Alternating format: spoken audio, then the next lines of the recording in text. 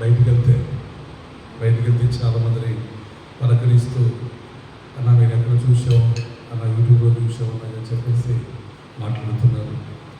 మంచిది, దేవునికి మహిమ కలుగునుగాక. హల్లెలూయా. బైబిల్లో ఈరోజు పరిశుద్ధాత్మ దేవుడు మనతో మాట్లాడాలని ఆశపడుతున్నాడు. దేవుడు ఎప్పుడూ ఒకటి గుర్తుంచుకోండి, ప్రతి దినము మనతో మాట్లాడుతూనే ఉంటాడు. ప్రతి దినం మనతో మాట్లాడుతున్నాడు. ఈరోజు పరిశుద్ధాత్మ దేవుడు కొన్ని విషయాలను యోబు గ్రంథము 5వ అధ్యాయం 19వ వచనాన్ని మనం ఒకసారి జ్ఞాపకం చేసుకుందాం. 6 బాధల్లో నుండి ఆయన నిన్ను విడిపించు, 7 బాధలు కలిగినను నీకు ఏ కీడును తగలదు. చిన్న ప్రార్థన. మా పరిశుద్ధులు మీరు నా తండ్రి యేసయ్య వందనాలు. నీ దాసుని మరుగు చేసి నాతో వీళ్ళతో మాట్లాడమని, మీరే మాట్లాడమని, ఎందుకంటే శక్తి గ్రహించే కృప మా అందరికీ అనుగ్రహించమని, 5 వరకని వెళ్దోరకంతో ఎక్కువ సాయించమని యేసునామమున అడుగుచున్నాం తండ్రి. ఆమేన్. ప్రభు మనతో మాట్లాడుతున్నప్పుడు జాగ్రత్త గ్రహించాలి. ఈ యొక్క మెల్లని స్వరం దేవుని యొక్క మాటలు వినేటప్పుడు చాలా జాగ్రత్తగా వినడానికి ప్రయత్నించాలి. ఎందుకంటే 6 బాధల నుండి ఆయన నిన్ను విడిపించును, 7 బాధలు కలిగినను ఏ కీడు రాకుండా నేను తప్పిస్తాడు. ఎందుకు తప్పిస్తాడు? క్వశ్చన్ జ్ఞాపకం చేస్తాడు. నాకు మనక ఎన్నిసార్లు వచ్చుంటే బాధలు, ఎన్నోసార్లు అందరికీ ఉన్నాయి బాధలు వస్తాయి. కానీ ఒక్కొక్కరికి వచ్చే బాధలు చెప్పుకోలేని బాధలు వస్తాయి. నాకు చెప్తూ ఉంటారు మా సహోదరులు, కొంతమంది సిస్టర్స్ చెప్తూ ఉంటారు, అన్నయ్య ఈ బాధ శరీర బలహీనత, శరీరంలో ఉన్న బలహీనతలు, అలాగే ఆర్థిక సమస్యలు, ఇటు కుటుంబంలో భర్త విషయంలోనూ పిల్లల విషయంలోనూ బాధలు తట్టుకోలేని బాధలు ఉంటాయి. ఆ బాధలు తట్టుకోలేని బాధలు. నేను ఒకటి చెబుతుంటాను. మొన్న కూడా బుధవారం కూడా ఒక సహోదరి చెప్తున్నప్పుడు, అమ్మా ఈ అసలు నువ్వు చెప్పిన అన్నీ కూడా యేసు ప్రభు పాట బాధలన్నిటికంటే ఇంత కూడా లేదు కదా అన్నా. అమ్మో యేసయ్య కాబట్టి ఆ బాధలు భరించానన్నా, నేనేది ఈ కొన్ని చిన్నయే భరించలేకపోతున్నాను. నువ్వు భరించలేవు, కానీ ఒక ఆయన భరించలేవు. చూడు, ఎన్ని బాధలు వచ్చినా, ఎన్ని అపాయాలు వచ్చినా నేను మరణానికి అప్పచెప్పాడు దేవుడు? అప్పచెప్పలేదు కదా. నీకు 6 బాధలు కలిగినా దేవుడు తప్పిస్తూనే ఉన్నాడు. నీకు 7 బాధలు, ఏ కీడు రాకుండా నేను కాపాడుతూనే ఉన్నాడు కదమ్మా. ఒక్క విషయాన్ని జ్ఞాపకం చేసుకోలేదు. నా తండ్రి, నా సహోదరులందరూ కూడా జ్ఞాపకం చేసుకో. ఎందుకు నేను తప్పిస్తున్నాడు దేవుడు? ఎందుకు నేను తప్పిస్తున్నాడంటే నీలో భక్తి ఉంది, కొంచెం నీతిగా ఉన్నావు. ఆ భక్తిలోనే కొంచెం నీతిమంతులుగా ఉన్నావు. ఎందుకంటే యేసు ప్రభువును నమ్ముకున్న తర్వాత అందరిలాగా నువ్వు లేవు, అందరిలాగా నువ్వు ప్రవర్తించట్లా, అందరిలాగా జీవించట్లా. అన్ని జనులాగా ఏదయ్యా తాగుబోతులుగా, లేకపోతే తిరుగుబోతులుగా, ఇక్కడ పాపంలో నువ్వు జీవించట్లా, పాపంలో జీవించట్లా. నువ్వు నీతిగా ఉన్నావు కనుకే దేవుడు నిన్ను తప్పిస్తున్నాడు. అందుకోసమే బైబిల్ గ్రంథంలో స్పష్టంగా అంటాడు. సామెతల గ్రంథంలో 24:16 మనం చూస్తే 24:16 జాగ్రత్తగా గ్రహించిందమ్మా. నీతిమంతుడు 7 మార్లు పడినా ఈమె గట్టిగా లేదమ్మా. నీతిమంతుడు 7 మార్లు పడినా తిరిగి లేస్తూనే ఉంటాడు. ఆపత్కాలమందు భక్తిహీనులు కూలిపోతారు. ఒక్కడు గుర్తుంచుకో. ఇక్కడ ఉన్న దేవుని పిల్లల ఒక విషయాన్ని మనకి జ్ఞాపకం చేస్తాం. నీకు 6 బాధలు కలిగినా తప్పించాడు, 7 బాధలు కలిగినా కీడు నుంచి విడిపించాడు. అసలు విడిపించడానికి నువ్వు నీతిమంతురాలుగా ఉన్నావు కనుక 7 మార్లు పడిపోతున్నా. ఒక్కోసారి నాకు అనిపిస్తుంది, మన సహోదరు ఒక ఉంటుంది, కొద్దిగా బాధ కలిగిందనుకో, ఒంట్లో బలహీనతుందనుకో, నాకు దేవుడు ఏం చేయలేదు, నాకు ఏం చేయలేదు, ప్రార్థన చేయడం కూడా మానేస్తుంది.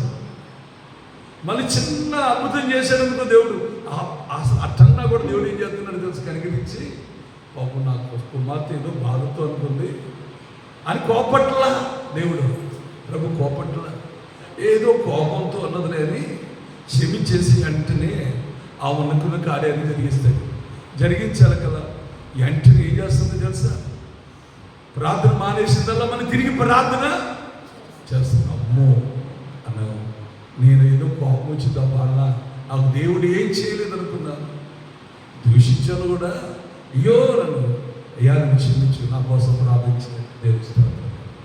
ఒక్క విషయాన్ని జ్ఞాపకం చేసి, నువ్వు కల్లా ఏ స్థితిలో పడిపోయినా నీలో నీతిమంతుడు ఉన్నాడు. ఆ వాక్యం ఉంది, వాక్యమే దేవుడు, దేవుడే వాక్యమే అన్నాడు. ఆ వాక్యం నీలో ఉంది కనుక నేను నీతిమంతుడిగా లేవనెత్తుతున్నాడు. ఆ నీతిమంతుడైన దేవుడు నిన్ను నీతిమంతుడిగా వండించడానికి సాతాను ఎన్నిసార్లు నేను పడేయాలని చూస్తున్నా, తిరిగి లేపుతూనే ఉన్నాడు.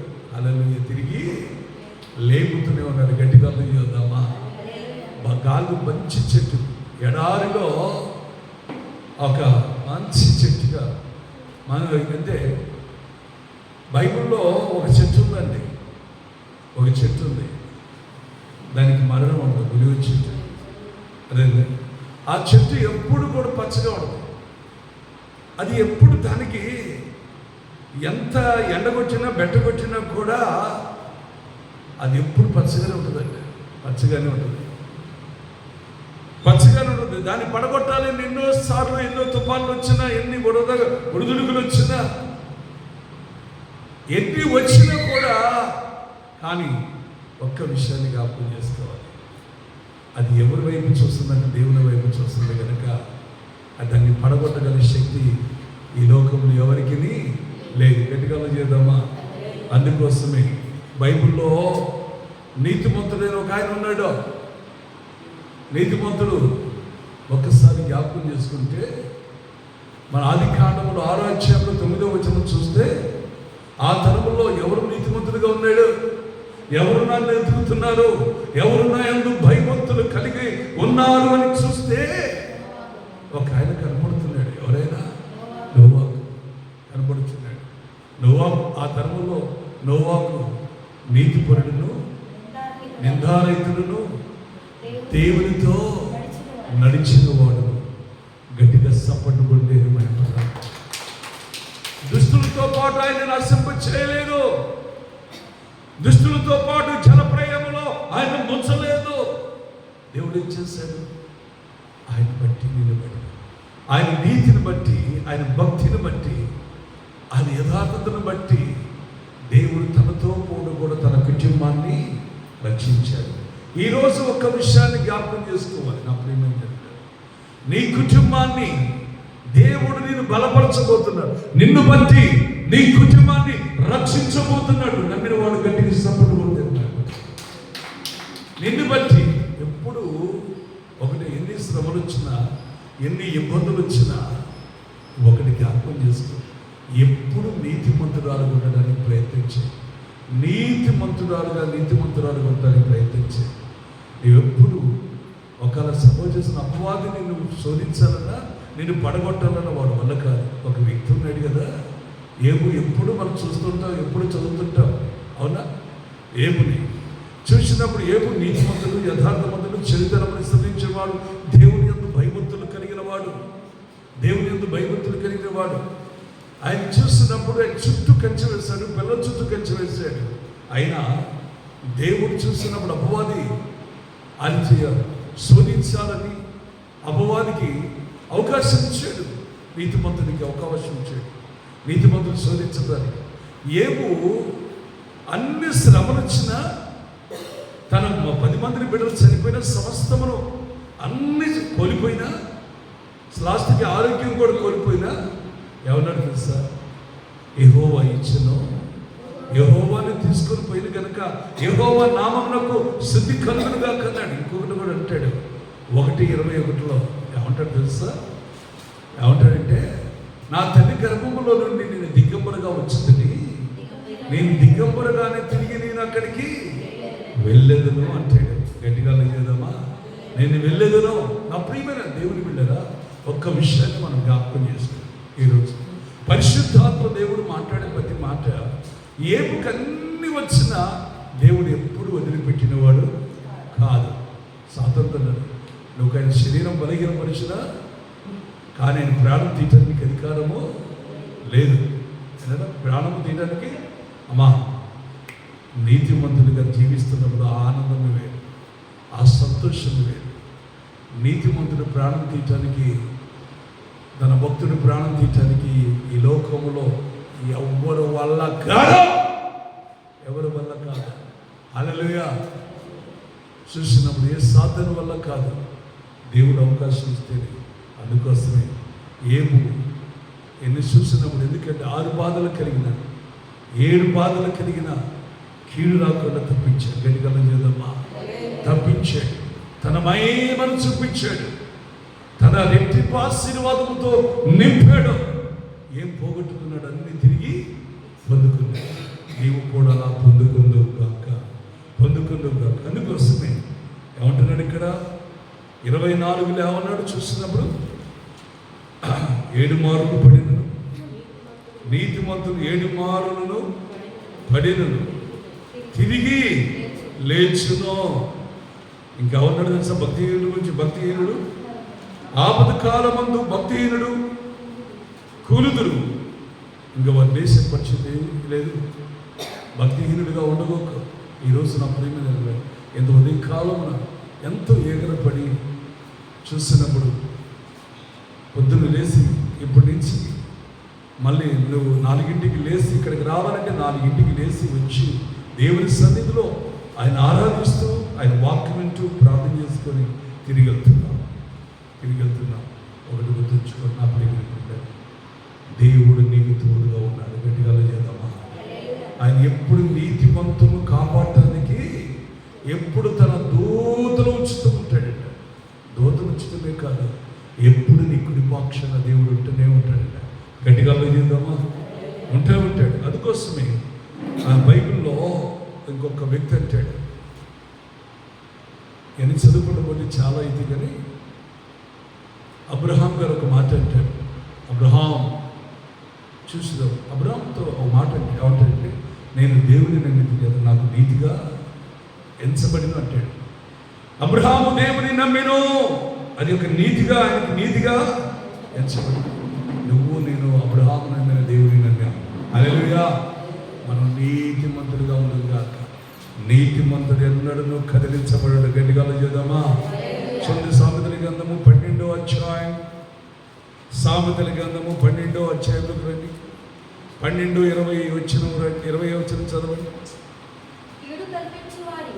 కీడు కలిగించు వారికి అక్కడ నీతినే చదువు. ఒక్క నిమిషం ఇక్కడ అవుతున్నాడు. అక్కడే కీడు కలిగించు వారికి. అమ్మ, కీడు కలిగించేవారు ఉంటారు చాలా మంది. హృదయములు ఏముంటుందంటే వారికి ఎప్పుడు మోసం చేయాలి. దేవుని సన్నిధికి వచ్చిన నీవు నేనైనా ఒకటి గుర్తుంచుకో, ఎవరికి కీడు కలిగించడానికి ప్రయత్నం మనం చేయకుండా గట్టిగా చేద్దామా. హల్లెలూయా. అందుకోసమే వాడికి హృదయంలో ఇంకేమంటున్నాడు ఇక్కడ, మోసం కలదు. భక్తిహీనుడు సారీ సమాధానపరచుటకై ఆలోచన చెప్పువారు. ఆమె ఒక విషయంగా ఎప్పుడు కూడా ఒక భార్య భర్తలో సమస్యలు ఉన్నా, కుటుంబంలో ఏదైనా ఇబ్బందులు ఉన్నా, ఎవరికి ఏ సమస్యలో నువ్వు సమాధానపరచడానికి ప్రయత్నించు. ఇంకోటి గుర్తుంచుకో, మత్తయి సువార్త 5వ అధ్యాయం అంటాడు కదా, సమాధానపరచువారు దేవుని కుమారులు అంటాడు. దేవుని కుమారులు అంటాడు. మనం ఎప్పుడు సమాధానపరిచేవారు అనమాట. నీతిమంతుడు ఎప్పుడు అందరూ మేలుకొడతాడు. నీతిమంతుడు అతను నీతిమంతుడుగా ఉంటాడు, అనేకులు నీతిమంతుడుగా ఉంచడానికి ప్రయత్నము చేస్తూ ఉంటాడు తన కుటుంబం. అందుకోసమే నీతిమంతుడికి ఏ ఆపద సంభవించదు. అమ్మా, ఏమున్నాడు? నీతిమంతుడిగా ఉన్నాడు, ఆయనకి ఆపద వచ్చిందా? కష్టాలు వస్తాయి, వస్తాయి. ఆయన ప్రాణం తీయడానికి అధికారం ఉందా? లేదు కదా. మరి నోవాకు నీతిమంతుడిగా ఉన్నాడు, తన ప్రాణం అందరితో పాటు తన ప్రాణం తీసాడా? లేదు కదా. తను రక్షించాడు. నీతిమంతుడికి ఏ ఆపది సంభవించదో జాగ్రత్త గ్రహించాడు. అబ్రహాము నీతిమంతుడిగా మార్చబడ్డాడు కనుక అతనికి ఆపద వచ్చిందా? అన్నింటిలో విజయాన్ని, ఆశీర్వాదం ఇచ్చాడు. దేవుడి గట్టిగా చేద్దామా? గట్టికి సపడుకుని దేని మేము నీతిమంతుడుగా నీతిమంతుడు ఏమే ఎప్పుడు మనం నీతిమంతులుగా ఉంటామో ఏం చేస్తామంటే తన పొరుగు వారికి దారి చూపిస్తామని గట్టిగా చేద్దామా? ఎప్పుడు కూడా మన ప్రభువుని యేసుక్రీస్తు ఆయన శిలువ మరణం పొందేంత వరకు కూడా ఎక్కడ కూడా ఆయన పాపంలో ఉన్నవాడు కాదు. అందుకోసం పిలాతు అంటున్నాడు, ఈయనలో ఏ పాపము నాకు కనపట్లేదు. ఆయన నీతిమంతుడు. ఆయన గట్టిగా చేద్దామా? ఆయన శిలువలో మరణించిన తర్వాత సైనికుడు అంటున్నాడు, ఇతను నిజంగా దేవుని కుమారుడే. దేవాలయం తెర మధ్యకి చీలిపోయింది, బండలు బద్దలైపోయాయి. మధ్యాహ్నం 3 గంటలకే సూర్యుడు అస్తమైపోయాడు, పక్షులన్నీ గూటికి చీలిపోయాయి. అంత చీకటమైపోయింది. అక్కడ నీతిమంతుడు మరణం. అదైతే ఒక్కడు గుర్తుంచుకున్నాం, ఎప్పుడు నీతిమంతులుగా ఉంటే నీతిమంతులందరూ, దేవుడి పిల్లలందరూ మనతో ఉంటారు. గట్టిగా చేద్దాం. అమృతంగా ఉంటే ఎప్పుడు మనతో ఉంటాం. ఒకప్పుడు మనం అమృతమే, ఒకప్పుడు మనం పాపులమే. ఎప్పుడు యేసు ప్రభువుని ఎరగతలకి ఇప్పుడు నీతిగా, యథార్థతగా, పరిశుద్ధతగా, దినదినము నీతిగా ఇంకా మెట్టెక్కుదము గాక. హల్లెలూయా. ఎలాంటి పాపము లేని వారముగా ఉందుముగాక. అందుకోసం సామెతల్లో అక్కడే ఆ 26 వచ్చదమ్మా, 26 వచ్చ 12 అధ్యాయం 26 చూడండి. నీతిమంతుడు తన పొరుగు వారికి దారి చూపించును. గట్టిగా చేద్దామా? ఎప్పుడు నీతి మార్గమందు జీవము కలదు. అది 28 వచ్చి తన తోవలో మరణమే లేదు. నీతిగా ఉంటే ఆ తోవల్లో మనకేముండదంటమ్మా? మరణమే లేదు. గట్టిగా చేద్దామా? హల్లెలూయా. 13వ అధ్యాయంలో 9వ వచనం, నీతిమంతుడు వెలుగు తేజరిల్లుదంట. నీతిమంతుడు ఎప్పుడు కూడా, అర్థమవుతుందా? నీతిమంతుడు ఎప్పుడు కూడా అది వెలుగు తేజరిల్లుంది, ఎప్పుడు సంతోషంతో ఉంటాడు. పాపం చేసిన వాడికి భయపడతాడు, దొంగతనం చేసిన వాడికి భయపడతాడు, పాపంలో జీవించేవాడు ఎప్పుడు కూడా భయం కలిగి ఉంటాడు. అర్థమైందా? కానీ నీతిమంతుడిగా ఎప్పుడు నీతిమంతుడిగా తన పని తను చేసుకుంటూ, ఇతరులకు మెలు చేసుకుంటూ, ప్రార్థన చేసుకుంటూ ఎప్పుడు నువ్వు నీతిగా ఉంటావో ఎప్పుడు నీ ముఖము తేజరిల్లును గాక, ఎప్పుడు నీ కుటుంబం తేజరిల్లును గాక, దేవుని మహిమతో నింపబడును గాక. ఎల్లప్పుడూ నీతిమంతులుగా ఉంటారు. నీకు దేవుడు నీతిమంతుడైన దేవుడు నీకు తోడై ఉండను గాక. ఆమేన్. ఇంకా అంటాడు బైబిల్లో చాలా జాగ్రత్తగా గ్రహించి, అక్కడే 13వ అధ్యాయం 21వ వచనంలో రాయబడింది. ఆమేన్. ఏమొస్తుందమ్మా? నీతిమంతుల కంటే మేలు ప్రతి ఫలముగా వచ్చిందండి. గట్టిగా సపడకు. అందుకోసం దావీదు అంటాడు, నేను ఎప్పుడు ఆ మాట చదువుతుంటాను కదా, 37వ కీర్తన 25వ వచనంలో ఆ మాట బాగా నాకు ఇష్టం. ఆ వాగ్దానం అదే దావీదు మహారాజు అంటాడు కదా, నేను ఇప్పుడు ముసలివాడిని ఏంటిని, ఇప్పుడు చిన్నవాడిని ఏంటిని, ఇప్పుడు నేను ముసలివాడిని ఏంటిని.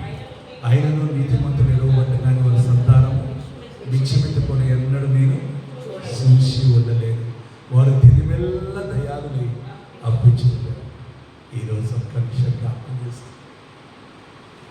నీతిగా ఉండటానికి ప్రయత్నం చేయి. నీతిమంతులుగా ఉండటానికి ప్రయత్నం చేయి. నీతిమంతుడిగా అంటే మామూలు విషయం కాదు. మాటల్లోనూ, తలంపుల్లోనూ, ఆలోచనలోనూ నువ్వెప్పుడు ఏమి చూసినప్పుడు నీతిమంతుడుగా, యథార్థమంతుడుగా, చరిత్రను విస్తరించిన వాడుగా, దేవుని అందు భయభక్తులు కలిగిన వాడుగా ఉన్నాడు. అబ్రహాము దేవుని నెమ్మది అది నీతిగా ఎంచబడింది అన్నాడు కదా. నోవాహు ఆ తరముల్లోనే నిందారహితుడిగా ఉన్నాడు. దేవునితో నడిచిన వాడు, నీతిమంతుడు, యథార్థమంతుడిగా దేవునితో నడిచిన వాడుగా ఉన్నాడు. మరి మనం కూడా ఎలా ఉందాం? ఎప్పుడు నీతిమంతులుగా జీవిద్దాము. నీతిమంతులుగా ఉన్నప్పుడు ఇంకా ఏ కీడు మనకి రాదు, ఎలాంటిది రాదు. నేను కాపాడటానికి ఎప్పుడు అందుకోసం ఇందాక మనం చదివాం కదా, 12:21 వచ్చింది. నీతిమంతునికంట ఏ ఆపది నీతిమంతునికి ఏ ఆపది సంభవించదు. గట్టిగా లేదమ్మా. నీతిమంతుడికి ఏ ఆపది సంభవించదు. నీతిమంతుడికి ఎప్పుడు కూడా ఎలాంటి ఆపద రాకుండా 91వ కీర్తన 10 అంటాడు కదా, ఏ అపాయం నీకు రాదు, ఏ తెగులు నీ గుడారం మీదకి సమీపించదు. నీ మార్గములన్నింటిలో నిన్ను కాపాడుటకు ఆయన నిన్ను గురించి తన దూతలకు ఆజ్ఞాపించు. నీ పాదములు రాయి తగలకుండా వారు చేతుల మీద ఎత్తి పట్టుకుందరు గాక. 1 పేతురు 3:13 కూడా. 1 పేతురు 3:13 3:13 చదువు త్వరగా. మీరు మంచి విషయంలో ఆసక్తి గలవారైతే హాని చేయవారు ఎవరు? మంచి విషయంలో జాగ్రత్త గ్రహించి, మంచి విషయంలో ఆసక్తి గలవారైతే మీకు హాని చేయవారు ఎవరును లేదు.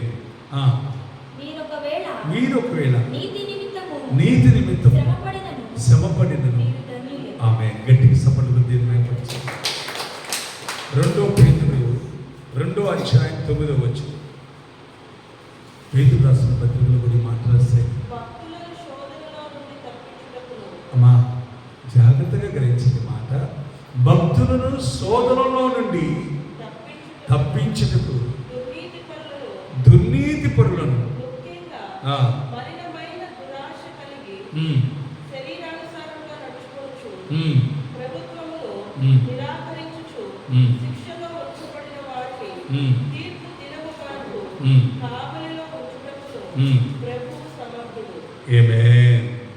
ఒకటే ఎప్పుడు నువ్వు నీతిమంతుడిగా ఉండు, నీ మీదకి ఎలాంటి కీడు రాదు. ఒకటే గుర్తుంచుకో.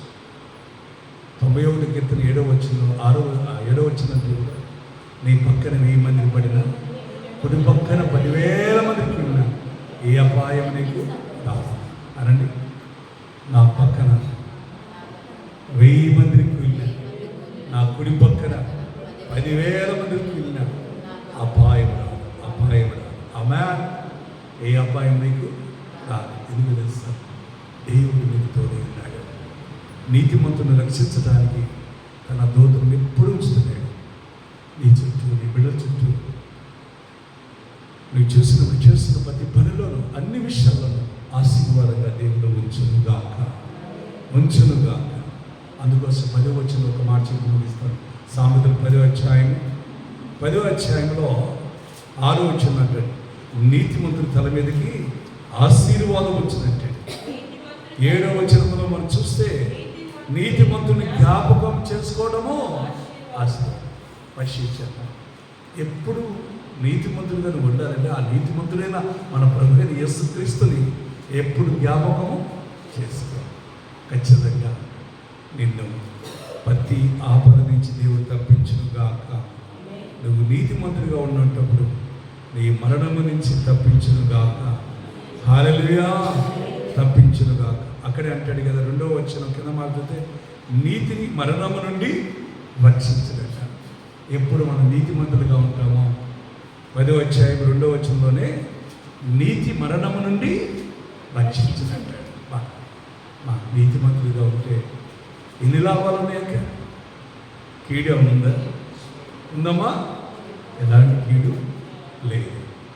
నీతిమంతుడు కలిగి ఉంటూ నీ కుటుంబాన్ని నీతి మార్గంలో నడిపించదుగాక, నడిపించదుగాక. అంచుకోసమని వినిచి నీతిమంతులుగా ఉన్న వారికి దేవుడిచ్చే వాగ్దానం ఏబు గ్రంథములో 5వ అధ్యాయం 19వ వచనం ప్రకారంగా 6 బాధలు కలిగిన